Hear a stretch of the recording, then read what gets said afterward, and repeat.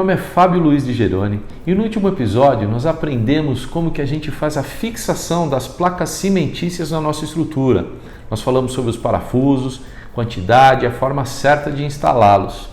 Nesse episódio nós vamos falar sobre 3 atributos muito importantes que a gente precisa garantir na nossa estrutura. São eles: isolamento acústico, estanqueidade e o reforço estrutural para garantir a fixação de objetos no nosso sistema. Nós vamos falar primeiro sobre banda acústica. A banda acústica é esse elemento aqui da nossa estrutura, tá? É o primeiro elemento que nós vamos falar. O segundo é sobre tela hidrófuga. E o terceiro é sobre USB. Nós vamos começar pelo isolamento acústico.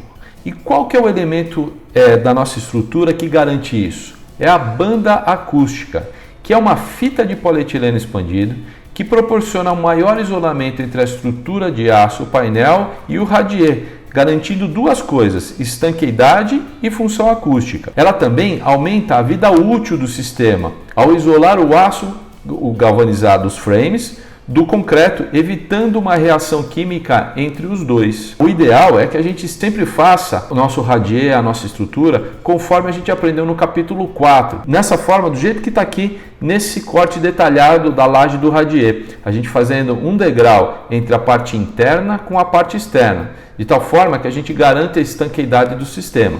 Mas nem sempre isso é possível. Às vezes a gente tem que fazer a instalação dos frames diretamente na laje, como é esse caso dessa foto aqui. E como que a gente deve fazer isso? Será que a banda acústica ela é suficiente para garantir a estanqueidade nessa característica, nesse uso específico que eu não recomendo? Eu acho que não. A gente tem que usar, nesse caso, a manta asfáltica. Desta forma aqui, ó, a gente está vendo uma manta asfáltica instalada aqui no frame. Ela é que sim que consegue garantir a estanqueidade do sistema nesse caso específico.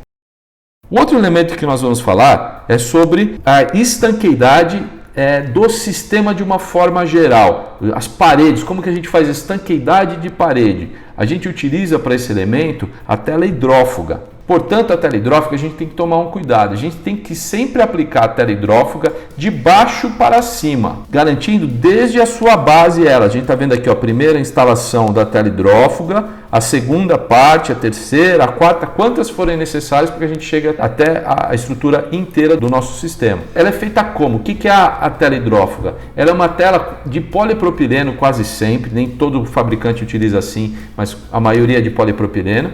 E ela tem as seguintes funções: fazer uma barreira de água e vento na nossa estrutura, permitir, importante, que a parede respire. A parede respirando, o que nós vamos estar fazendo? Nós vamos estar garantindo que a água não entre, mas que toda a água que eventualmente esteja no nosso sistema, que ela saia na forma de vapor. Portanto, a água não entra, mas o vapor sai. A gente seca a nossa parede, deixando ela respirar, garantindo assim a estanqueidade dessa parede.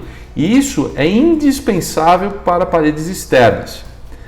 Um cuidado que a gente tem que fazer quando a gente aplica a tela hidrófuga é que a gente tem que fazer a aplicação com bastante cuidado nas portas e janelas.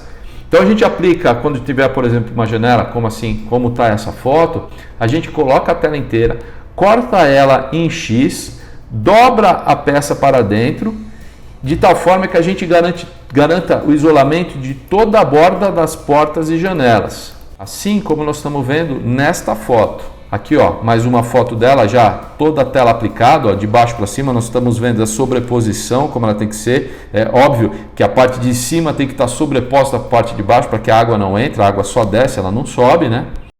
O próximo elemento que nós vamos conversar, o próximo elemento em que a gente vai garantir o reforço estrutural para a fixação de objetos na estrutura é o OSB.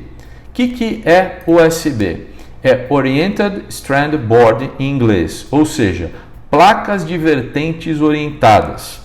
O OSB é um material derivado de madeira, composto por pequenas lascas de madeiras orientadas em camadas cruzadas, seguindo uma determinada direção. Isso lhe confere alta resistência e rigidez. Ela serve como contraventamento e também serve para a gente fazer a instalação de objetos nas paredes. Agora tem um cuidado para a gente tomar. o contraventamento ele é super garantido quando a gente usa a placa de USB, mas isso ainda não está regulamentado no Brasil porque as placas não foram ainda homologadas. Portanto, a gente não pode usar no Brasil ainda como contraventamento. Agora, vamos lá, segunda função dela, para facilitar a instalação de objetos nas paredes. O que é isso? Vamos supor que a gente tem um caso clássico, as cozinhas. Quase sempre numa cozinha nós vamos ter armários presos e fixados nas paredes. A gente não consegue colocar um armário fixando ele numa placa de gesso acartonado. Mas se a gente usar o USB, a gente pode fixar o que quiser nessa parede. Pode fixar um forno, uma televisão, uma prateleira, um armário, desde que eu utilize pelo lado interno as placas de USB. A gente pode usar o USB tanto na parte interna quanto na parte externa. Na parte externa ele tem a função mais de contraventar e na parte interna também contraventa, mas também ajuda na fixação desses objetos. Quais são os outros casos, por exemplo, que a gente deve tomar cuidado?